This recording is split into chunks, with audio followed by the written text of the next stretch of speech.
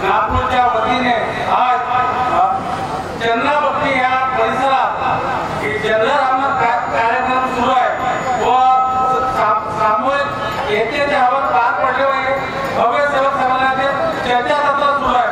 या सृष्टीचे निर्माता बुद्धीचे विधाता भगवान बाबा हनुमानजी उपस्थित आहेत, त्यांना माझा तसेच आपल्या सर्वांचे सद्गुरू व मानव धर्माचे संस्थापक माननीय महात्यागी बाबा जुंदेजी उपस्थित आहेत, त्यांना माझ्या तसेच आपल्या सर्वांच्या लाडक्या आई मातोश्री वाराणसी आई उपस्थित आहेत, त्यांना माझ्या तसेच आजच्या या कार्यक्रमाचे अध्यक्ष व परमपूज्य परमात्मा एक सेवक मंडळ वर्धमान नगर नागपूरचे अध्यक्ष माननीय राजूजी मदनकर साहेब हे उपस्थित आहेत, त्यांना माझ्या तसेच आजच्या या कार्यक्रमाचे उद्घाटन फकीरचंदजी जिल्हाडे साहेब हे प्रामुख्याने उपस्थित आहेत, त्यांना माझ्या नमस्कार।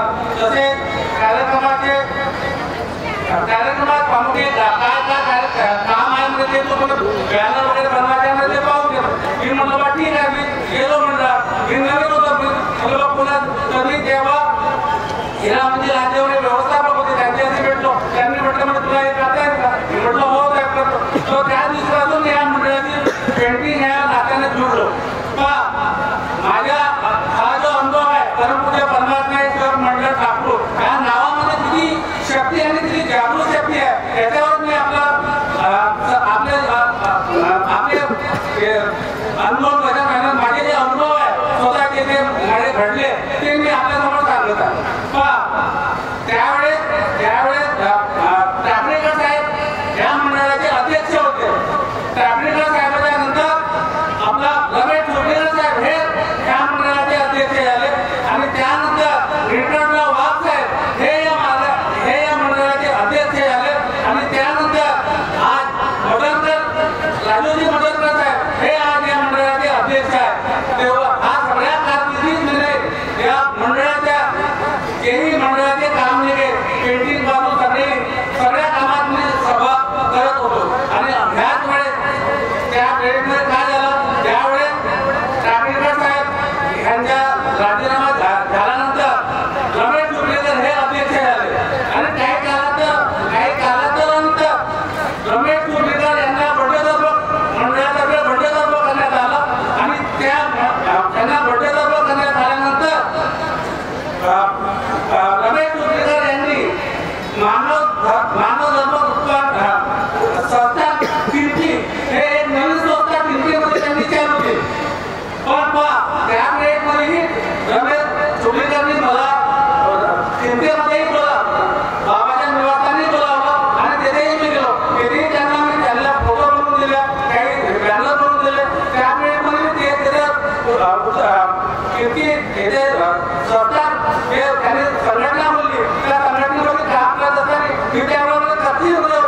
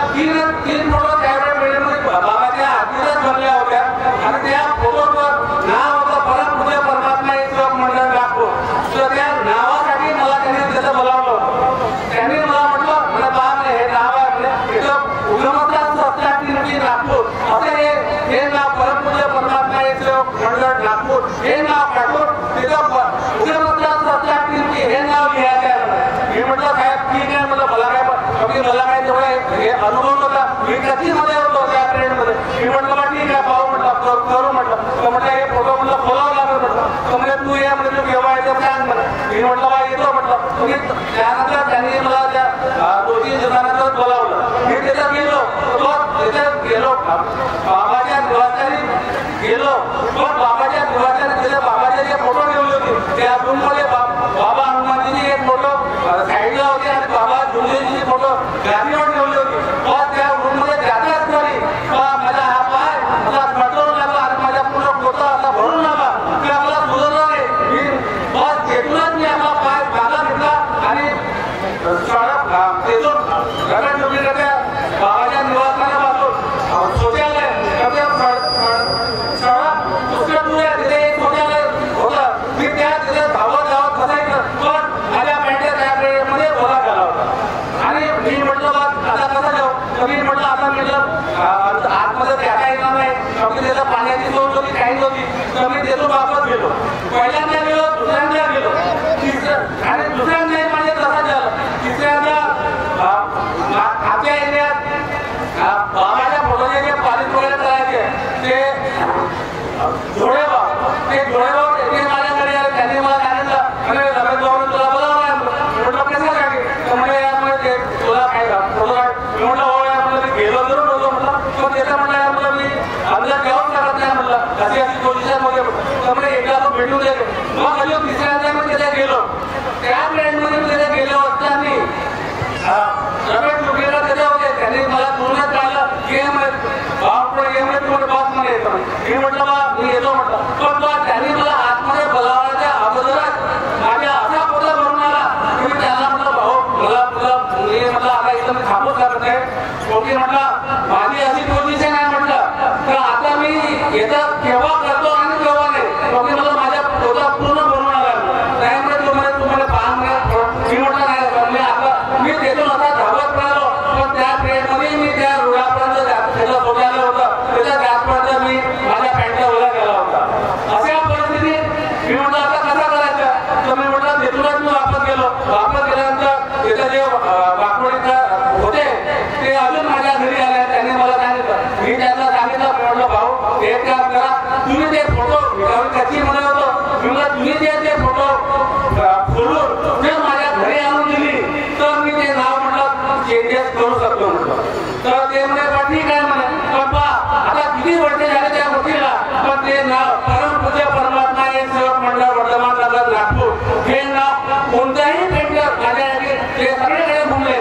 ते तिजारोडे गेले सगळीकडे घुमले. पण ते नाव परम त्या फोटोवरून आज मी ते कमी करण्यात आलं नाही. कारण बाबाची एवढी शक्ती आहे आणि या नावामध्ये इतकी शक्ती आहे जागृत शक्ती या नावामध्ये बाबाने निर्माण केली आहे. म्हणून ते आज मी त्या फोटोवरचे ते नाव आज मी चेंज झालेलं आहे. परमपूज्य परमात्मा एक सेवक मंडळ वर्धमान नगर नागपूर हेच नाव त्यावर आहे. पण आता याच वेळेस आता या शक्तीच्या अंमलामध्ये ते फोटो जे बाबाची फोटो निवासस्थानी त्या गादीवर ठेवायचे ती फोटो आता त्याने तिथून मी याला 2-4 मार्गदर्शन केल्यानंतर ती फोटो तिथून उचलली.